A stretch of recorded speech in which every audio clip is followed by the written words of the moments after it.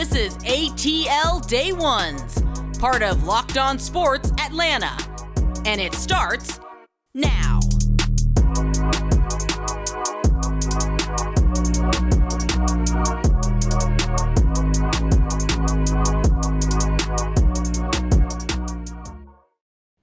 Welcome into ATL Day Ones with Jarvis and Tenitra. We want to say thank you for making ATL Day Ones your first listener today. And remember, we are free and available wherever you download your podcast. And wherever you download your podcast, make sure that you leave us a 5-star review. We really appreciate that in advance because at the end of the day, you don't want to hide greatness.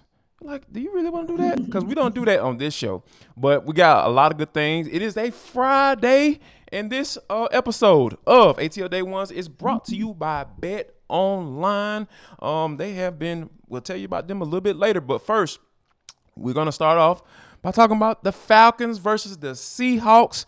Dean Pease has some interesting comments to say about these first two games. We'll talk around that and about that. And what does that mean for the Falcons as they face the Seahawks at 4:25 on Sunday?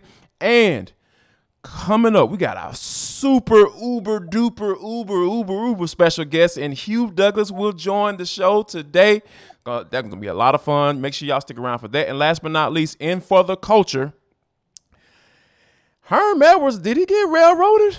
We'll talk about that. But first, T, we have to talk about the Falcons Seahawks. 4:25 is kickoff. And obviously the Falcons are trying to get their first win of the season. And I think that one of the things that I thought was kind of interesting was the fact that Dean Pease was asked about, how he wants the defense to perform. And, in typical Dean fashion, it's like he was like, if you combine the first 3 quarters of the Saints and the fourth quarter of the Rams, that's how we want to damn play.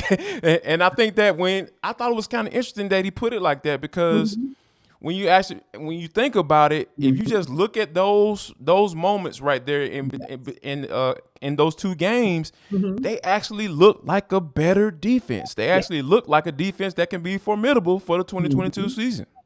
Yeah, and I love the fact that he goes back to acknowledge the good play of the defense in the first game. A lot of pressuring, a lot of going after the quarterback, and of course, actually getting home. So that's a beautiful thing. Yes. And then lining players up in different schemes, disguising things, being able to open up the playbook like he told us. And I honestly think, like he said, that one quarter that the Falcons played their best ball last week, that honestly was the fourth quarter. And isn't that not the quarter where the Falcons need to finish? And I know that probably sounds like Captain Obvious, but my point being, you've already shown that you can give a solid defensive effort in 3 quarters, right? Last week, you showed it in the fourth quarter. So like Dean P said, if you can put those together, then that's your winning formula. All you need to do is take the piece from last week and just add it. And all that's about, Jarvis, at the end of the day, is just keeping your foot on the gas. What I think, and this is just me, we'll talk offense, I know, in a bit, but I think that the Falcons are the better team. I think they are the more talented team. So I do believe they should go up there and get a W. But with any team, as we've seen kind of a topsy-turvy NFL through week 3, anything can happen to any team at any given moment. So you have to make sure that the way you play, that same energy that you give, going after the quarterback the way that you do, fully stopping the run the way that you do, getting 3 and outs and making sure that the pressure comes from so many places that Geno Smith doesn't even know where to look. That's all the intensity that you're going to need wire to wire. You know what? I'm glad that you brought up Geno Smith because I think Geno is a guy that, he didn't live up to his draft spot, right? And I think that some people, kind of want to not bring that up and not act like that didn't happen because, Geno Smith pulling the whole, they wrote me off, but I ain't right back and all this bull crap. So, I think Dean Pease has to this is a statement game for this defense, I believe, because they've proved that they can be formidable, right? They've getting home, getting to the quarterback. They actually have more sacks than the Seahawks do, and and they force more turnovers as well. So we're not used to that because Seattle has been known traditionally for the last decade to be a team that is going to at least have a defense if they don't have anything else running out on the field. But I think that with Pease and where this team is right now, I think that if the Falcons are going to win this game, I think they have to come out and set the tone, especially when you're on the road. Because if you can get those 12s to be at least halfway quiet, I think they're going to be cooking with grease. Now as far as offensively, I think we know what the Falcons have to do, T. Like, they have to be able to do one thing and one thing only. That's they have to have some success running the football in order for them to get a win. And I think that starts with that offensive line up front. Yeah, I would agree. And last week, we'll say not fully regressed because we don't want to bring too much attention or act like we're panicking here. But admittedly, it wasn't quite as good of an O-line stance as we saw maybe in that first game. However, it was just good enough to make me believe that we'll see it again this upcoming Sunday, right? And one of the things I loved as well, and it may seem small, Jarvis, but to me, it's very positive. We want to look at consistency, right? So now we're in week 3, going into game 3, and the Falcons have a clean injury sheet. Okay. Yeah. Elijah Wilkinson was out on Thursday, but that was for a personal matter. And those are the little things, Jarvis, that make a difference. Now you've had the opportunity for that O-line to gel for 3 weeks. Each of the parts and pieces can understand how do we protect Marcus Mariota and keep that pocket from collapsing too quickly to give him the opportunity, hopefully, if he needs to be able to get through his second and third progressions to advance the ball.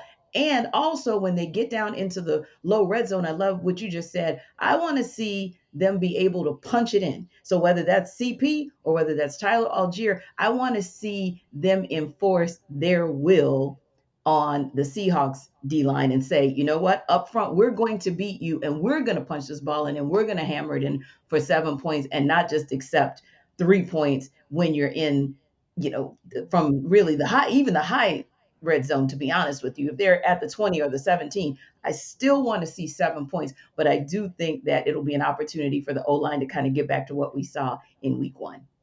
No doubt about it. And I think that, Elijah Wilkinson is a name that concerned me when I saw that people saying, people out there on the West Coast saying, hey, we don't see him at practice because that guard play, T, has been strong these first couple of games. So I want to see that continue against this team. Now, what I want to see is I want to see Georgia Tech get a win because, they're taking on Central Florida at 4:00 tomorrow. Yes. And I think Geoff Collins, this is I don't even think it's a question whether or not this is a must-win game. Right. I think the question is, if they lose, is Geoff Collins out of there? Yeah, someone mentioned something that I thought was so interesting. So I'm going to tell you what I thought, and then I'm going to walk it back. So my initial thought was, when you're talking about basically 181 points to 27 points over the stretch of, or the span of, 118, let me give him credit, 118 points to 27 points scored over the span of 3 games, one of which was a shutout. That is very disconcerting and you were blown out. So we're not talking about 17-0 or 10. We're talking 42. Okay. So you look at that piece and you say to yourself, is a UCF loss the dagger or the nail in the coffin? I think it depends. At first I thought absolutely, but then I rethought that and I said, well, maybe if they give a strong effort, maybe if this is a close loss, should they lose, maybe that at least staves off a firing for Geoff Collins. Other thing I thought about was this booster base, the fan base for Georgia Tech, maybe isn't the same as, say, a Georgia fan base, right? Or a Nebraska fan base that said, we got to get Scott the Frost the heck out of here now. Right. And there he was. This fan base is a little bit different. So I don't know if Todd Stansbury will be willing to pull the trigger inside of the season unless it is so egregious that the fans and the boosters are like, no, Todd Stansbury, enough. So I think if the effort looks okay, or even if it doesn't look okay, I just don't know that Tech will be the kind of school that'll pull the trigger there. Okay. And when also to add to that, I think that I'm with you on that because Todd Stansbury hired this dude. Yep. And he gave an unproven head coach 7 years guaranteed. So, yeah. Yes. I don't know if I'm going to fire the coach that I hired, mid-season, not even mid-season, this Right. early on in the season. So I think that, but this fan base, to your point, this fan base may not be on the level of Georgia, and the alumni base might not be on the level of Georgia, but these folks are fired up. Like, I was scrolling through some Reddit threads. See, these folks are absolutely fired up. And before we get out of here, I definitely want to talk about Georgia and going up against Kent State, but there is something that we can look in this game, and I think the main thing for me, T, we know that Georgia's going to win, but I think the main thing for me is that concerns me. They only have one sack. They put the quarterback on the ground. I think that's if we want to nitpick, right? I think they need to be able to put the quarterback on the ground this particular game.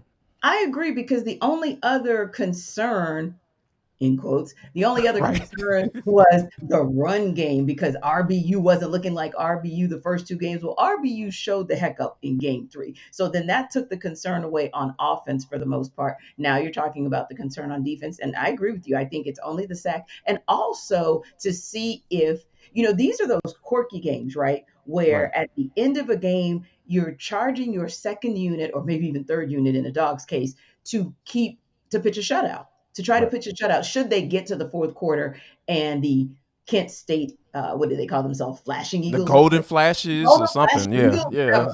So, like if they find themselves in a position to pitch a shutout, I want to see them do it. And I think Kirby Smart wants to see him do it as well, because he was livid giving away 7 points at the end of that game last weekend. So I think that's an opportunity for them as well. And also, low key, there were some cupcake games that Georgia had going into the SEC championship game last year.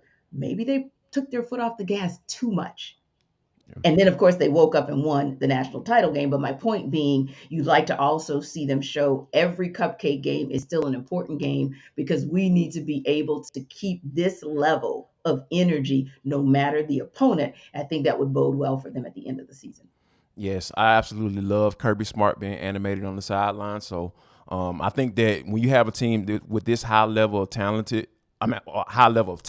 up and down this roster, I think you got to give credit where credit's due to be able to keep these guys motivated. 18 to 24-year-olds or 23-year-olds motivated week in and week out against teams that they know that they're better than. Yeah, I think that's a hard deal. But coming up next, we will have our guy, our main man, Hugh Douglas, not to be associated with Harry Douglas. He's a friend of the show as well. Hugh Douglas will be joining us. But first, let me tell you about BetOnline.net. You want to try to figure out what's some good games to get at to try to figure out how to win some money. How about the Georgia versus Kent State? Georgia is favored by 45 points. Do you want to take a chance on that? You don't know where to go on that? How about you go to betonline.net, because they have all the information that you need, and you can go there for reviews and news of every league, including Major League Baseball, NFL. You got the NBA getting ready to crank up, so hey, go ahead and getting an early start on that as well. So yeah, they even got the small sports. Not the main four. They got combat sports, esports, and even golf. So yeah, they have everything you need right there for you. So head to BetOnline today, or use your mobile device to learn more about the action happening today, because BetOnline is where the game starts.